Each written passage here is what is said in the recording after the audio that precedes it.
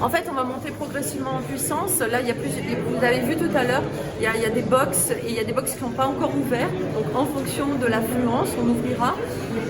L'idéal, si on pouvait monter à 1000 vaccinations au jour, on en serait heureux. Mais déjà, si on en fait 400 actuellement au début, voilà, ce sera très bien.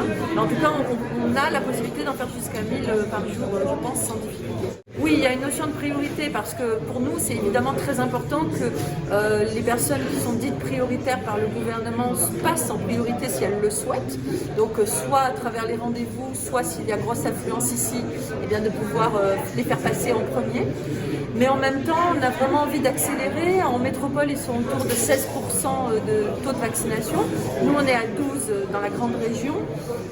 Il faut qu'on accélère encore pour pouvoir, évidemment, les dépasser.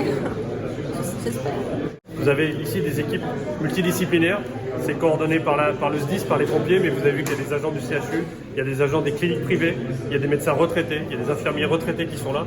C'est vraiment un symbole vraiment de la gestion de cette crise Covid depuis 1 an ici, la solidarité qui existe entre tous les professionnels de santé, les professionnels du traitement de la gestion du risque et de la difficulté face à la Covid. Donc ça c'est vraiment important, mais ce qui est le plus important, s'il y a un seul message qu'il faut dire, c'est qu'il faut se faire vacciner. Et c'est ça aussi l'importance de ce centre aussi.